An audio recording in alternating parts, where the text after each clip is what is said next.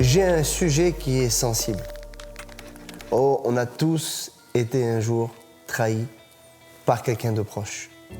On a tous un jour été déçus par un ami très proche ou même quelqu'un de la famille.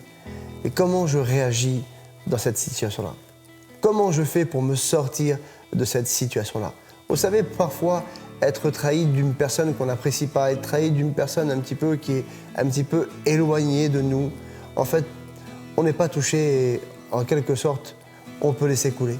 Mais quand on est touché par un ami qu'on aime, quelqu'un qu'on apprécie, quelqu'un avec qui on a passé du temps, alors là, c'est une autre affaire. On va lire un psaume, le psaume 55, au verset 13 et 15. Il dit « Ce n'est pas un ennemi qui m'outrage, je le supporterai.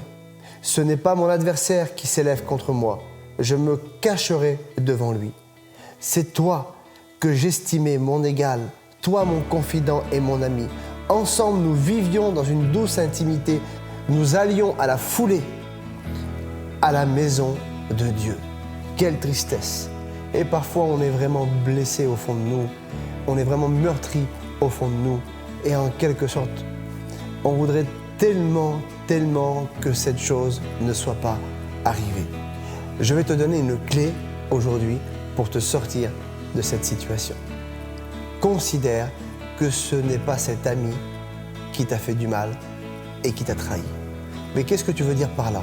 Oui, il y a un verset qui nous dit que je n'ai pas à lutter contre la chair et le sang, mais contre les dominations, les autorités et les puissances ténébreuses de ce monde. Oui, parce que cette trahison, ce n'est pas ton ami. Cette trahison, ce sont les puissances ténébreuses qui sont derrière. Alors à ce moment-là, qu'est-ce que je fais? Tu dois réorienter en fait la personne que tu dois cibler. La personne que tu dois cibler, en fait, c'est pas ton ami, non.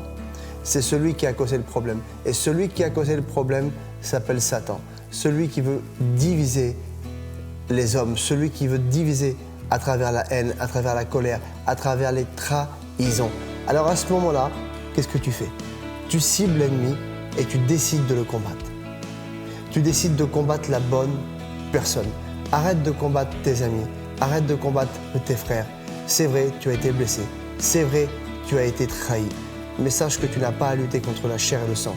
Non, mais contre ceux qui sont capables d'agir à travers la chair et le sang.